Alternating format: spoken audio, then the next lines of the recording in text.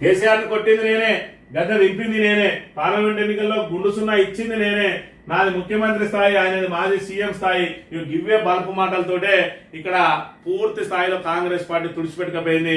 నీ స్థాయి మరి ఇక్కడ అనుకోకుండా వచ్చిన ముఖ్యమంత్రివి ఏదైతే పూర్తి స్థాయిలో ప్రభుత్వం మీద, గత ప్రభుత్వం మీద బురద జల్లి మరి ఇక్కడ అసత్య ఆరోపణలతోటి, అబద్ధాలతోటి, మరి ఇక్కడ చిల్లర భాషతోటి మరి ఇక్కడ ప్రజలందరినీ ఏదైతే అరిచేతిలో వైకుంఠం చేసి ఈ రోజు మరి దొడ్డిదారిన సీఎం అయిన మరి రేవంత్ రెడ్డి, ఆ సీఎం అవుడు గొప్ప కాదు, దాన్ని నిలబెట్టుకున్న గొప్ప.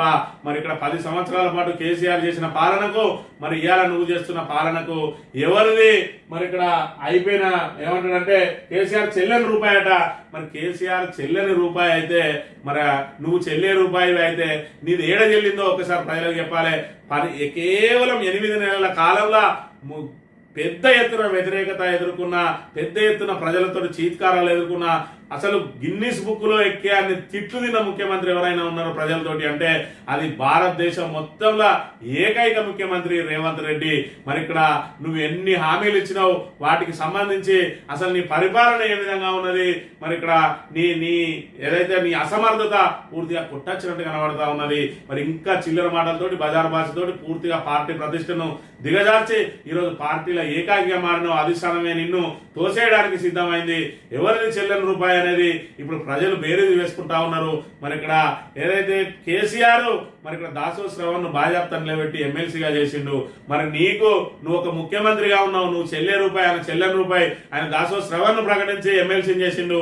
నువ్వు మాత్రం కనీసం నీ మిత్రుని కూడా ఎమ్మెల్సీ ఇప్పించుకోలేని దుస్థితిలో ఉన్నావు. నువ్వు ఇచ్చిన 2 పేర్లను కూడా అధిష్టానం బుట్టదాఖలు చేసి చించి చెత్తబుట్టలు వేసి అక్కడి నుంచి విజయశాంతిని, అద్దంకి దయాకర్ను, శంకర్ నాయకును మరి సీల్డ్ కవర్లు ఏ విధంగా ఇచ్చి పంపుతారో ఆ విధంగా ఇచ్చి పంపి నీ మాటలను మరి బుట్టదాఖలు చేసిందంటే ఇప్పుడు చెల్లని రూపాయి ఎవరు? అధికార పీఠం మీద ఉండి చెల్లని రూపాయిగా మారింది రేవంత్ రెడ్డి. ప్రతిపక్షంలో ఉన్నా కూడా ప్రజల గుండెల్లో నిలిచింది కేసీఆర్. మరి ఇక్కడ ఏడాది పూర్తి కాకముందే ప్రజలందరికీ కూడా అవగతమైంది నీ ఏదైతే మరి ఇక్కడ పూర్తి స్థాయిలో బ్రోకర్ మాటలు నమ్మి మనం మోసపోయినామని చెప్పి ఏదైతే రియల్ ఎస్టేట్ లో కానీ ఇంకేదైనా విషయాల్లో కానీ బ్రోకర్లు ఏం చేస్తారంటే అరిచేతిలో వైకుంఠం చూపిస్తారు. ఏదైనా ఇల్లు కొనాలన్నా, ఏదైనా ఫ్లాట్ కొనాలన్నా కూడా దీని చుట్టూ విమానాశ్రయం వస్తుంది, ఇక్కడ ఇది ఉంటుంది, ఇక్కడ పక్కపొట్టి చిరంజీవిలు, ఇటు బాలకృష్ణులు, లేకపోతే ఇక్కడ ఇది వస్తుంది, ఇక్కడ ఇంకో పెద్ద ఎత్తున మెయిన్ రోడ్ వస్తుంది, రాబోయే రోజులలో నీకు ఇలా ₹1,00,000 పెడితే అది నీకు ₹1,00,00,000 అవుతుంది అని చెప్పి వాళ్ళని ఏ విధంగా అయితే మాటలతో మోసం చేసి మరి ఇక్కడ దాన్ని కొనిపిస్తారో అట్లా నువ్వు ఓట్లను కూడా ఆ రకంగా వేయించుకున్నావు. ఇవాళ వాళ్ళందరికీ కూడా అవగతమైంది. 8 నెలల తర్వాత ప్లాట్ కొన్నాను కూడా తెలుస్తారు. అది ఏడాది అయినా, 2 నెలలైనా, 3 నెలలైనా ఎయిర్పోర్ట్ వచ్చేది లేదు, రోడ్ వచ్చేది లేదు. లాస్ట్కి వస్తే ఆ పెట్టిన లక్ష కూడా మళ్ళీ కొనటోడు ఉండడు 7-8 ఏళ్ల తర్వాత కూడా.